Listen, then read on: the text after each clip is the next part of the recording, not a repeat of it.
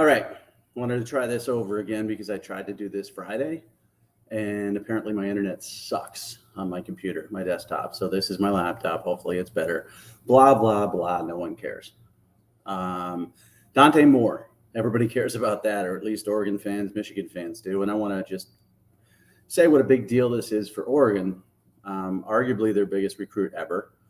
And I don't say stuff like that lightly because everybody likes to say ever or in history and all that other garbage. And I don't like to say that, but to get a kid from MLK in Michigan, away from Michigan, away from Notre Dame, away from everybody else, out to Oregon, maybe something Mario Cristobal wouldn't have been able to get done. And he's an elite, great recruiter, did a tremendous job at Oregon. Dan Lanning, off to a great start.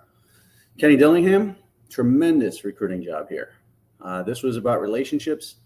You know, I know there's NIL talk, and of course that's a part of everything, but this wasn't the beginning and end all for him, for Dante Moore. It was about relationships, and I do believe Michigan and the decision of Jim Harbaugh to sort of flip the middle finger to Michigan and go after the Minnesota Vikings job on signing day had a big role in this. I think that was a lack of trust, or at least a breach of trust on the part of Dante Moore. He probably won't admit that, but some people have told me that. Notre Dame, where he originally wanted to go, or at least one of the finalists, got C.J. Carr, the 2024 class, still recruiting Dante, but then they talked about him reclassifying to 2023. That kind of turned him off. So it really came down to Oregon and Michigan. And as much as this is important for Oregon, regardless of where they end up, what conference, and again, nothing is imminent with, realignment. The USC UCLA thing started all the rumors, and Oregon and Washington are pleading with the Big Ten. None of that is occurring at this point in time. I think the Big Ten is going to go slow, and I think a lot of people are going to wait to see what Notre Dame does. Now, again, it's not a wait and see realignment issue. You have to be aggressive, and teams are going to be aggressive, but Oregon's going to end up someplace good, whether it's the Big Ten, whether it's the Pac-12, Big 12, or the Pac-Big 12, or the Big Pac-12, whatever you want to call it, or even the ACC.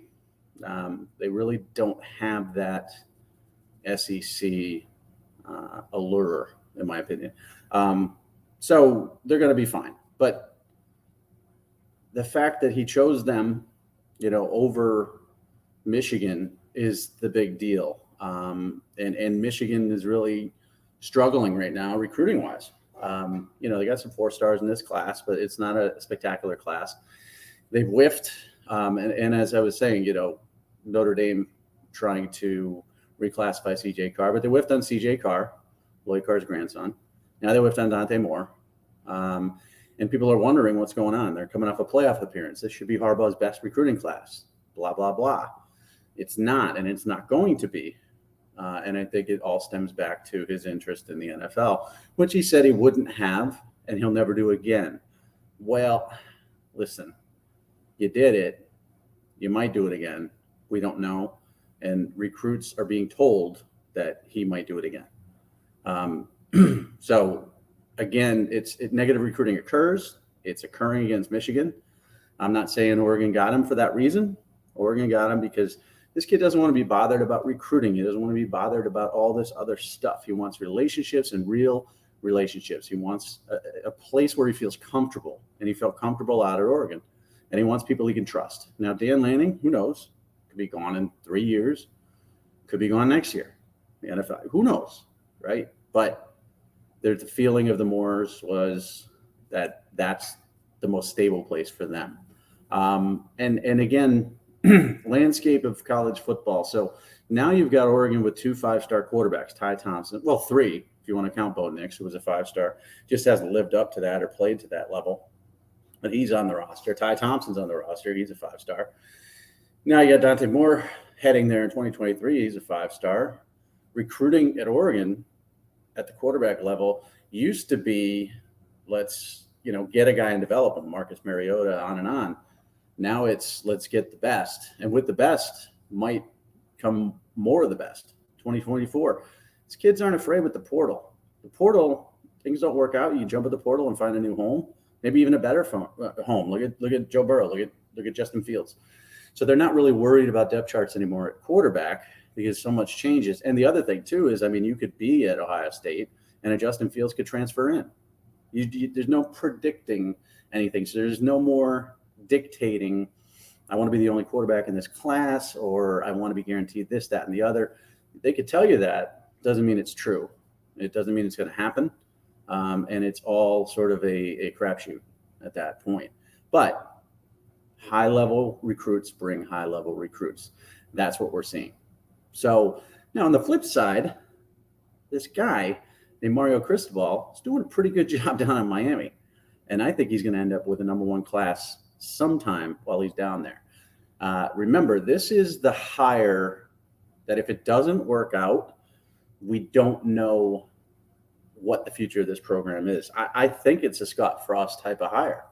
Scott Frost hasn't worked out at Nebraska. How do you get better than that? A former player who was wooed by everybody on earth to be your coach. You pay him a ton of money and he comes there and doesn't get the job done. Where do you go from there? Do you go back to trying to find a group of five coach or a hot coordinator and hope they catch lightning in a bottle? If it doesn't work with Scott Frost, who's it going to work with? If Miami doesn't work with Mario Cristobal, and I know people might say, Randy Shannon, Mark Richt, no. Randy Shannon was not a good hire as the head football coach. I'm sorry. Larry Coker was not the guy to hand the keys to. And Mark Richt would have been good. I think he would have been good, serviceable, as he was at Georgia. Obviously, health reasons caused him to step down. But this is a guy who is in the prime of his career, who's an elite recruiter, who loves, breathes everything Miami, who wakes up at 5 a.m., and does this, and goes to bed at probably midnight with this. And he's gotten 2 5-stars from IMG, which is huge. I know these are West Coast kids, but IMG is IMG. It's going to be a power producing place. And once you get 5 stars from there, you're going to get more. And Alabama's done a great job at IMG. And now Miami is starting to do a great job at IMG. Oregon fans were upset Cristobal left. Miami fans were thrilled he's coming. Miami fans are happy now. He's 0-0, right? He hasn't won a game there. But recruiting is going very, very well, and the excitement about the Miami program is there. Oregon fans are happy. Hey, you don't want to be here? Fine. Go away. Look what happened to Taggart. Go away. We got Dan Lanning. He wants to be here. We love him, and recruiting is going well. So you could make an argument saying that Mario Cristobal leaving Oregon made 2 potential power programs better, and everybody wins in that scenario. And I think you're going to see a better Miami team, and I think you're going to see a better Oregon team. And I think that's going to be good for college football overall. But are you going to see a better Michigan team? Have we seen their one run to the playoff? Have we seen the cap for Jim Harbaugh at recruiting quarterbacks in McNamara and J.J. McCarthy? Have we seen the guy who did an amazing job with Andrew Luck and who did an amazing job with Colin Kaepernick in the NFL, who hasn't been really able to bring a quarterback along? Have we seen him really sort of reach the pinnacle of where he's going to be from a quarterback recruiting standpoint? Because these are 2 big whiffs. I don't think CJ Carr is a 5-star. It's too early to say yes or no. He's a 2024. If he reclassifies, then we'll have to make the decision. But I don't think he's a 5-star. I know Dante Moore is a 5-star. I know. There's no doubt in my mind. Now, that doesn't mean he's going to be a Heisman winner, first-round pick, all that stuff. I mean, a lot of things can happen. But I know he's a 5-star talent, and he was in the state of Michigan. If you remember the last time there were 3 good quarterbacks in the state of Michigan, man, Robert Bolden, Joe Boister, Gardner, I think. It was so long ago. They all sucked. No offense. They didn't do well. None of them made a difference. So maybe Dante Moore makes no difference, and maybe CJ Carr makes no difference, and maybe Jim Harbaugh ends up with a 3-star kid, or maybe he ends up with a 5-star in the 2024 class who comes in and does great. Michigan fans don't need to jump off a bridge, but the optics of this just aren't good. You could say CJ Carr, lukewarm on him, and I believe that to be true because Lloyd Carr was wearing a Notre Dame hat, and that's just never, ever going to happen if you want somebody at Michigan. But you can't say you didn't want Dante Moore. So, again, that's where we stand recruiting-wise. It's July. None of it matters. Dante Moore hasn't won a college football game yet. C.J. Carr hasn't won a college football game yet. Either have Cristobal or Dan Lanning at their new schools. And Jim Harbaugh is undefeated heading into this season with an easy schedule. So all is well for everybody. But my job is to break down what's happening in recruiting. And what's happening right now is Oregon's hot, and they're going to get hotter. Dante Moore is going to bring in other recruits, no doubt about it. Miami's hot, and they're going to get hotter. And Michigan is cool, and they're going to stay cool. I don't think they're going to get colder, but I think they stay cool. Stay cool. So hopefully this one doesn't skip every 2 seconds and chop up. It's 2022. Now, again, my computer, my desktop is a piece of garbage. Garbage. It's a 2017, right? I'm cheap. And people say, why do you even have a desktop? What are you, 80? Kind of. I like a desktop, but I guess I need a new one. So this is my laptop. It's a little bit newer. I don't know why I'm doing this with my hands, but it's newer. So this better work. If this doesn't work, I'm going to take my desktop, I'm going to smash my laptop with it, then throw my desktop out the window, and I'll do everything on my freaking phone.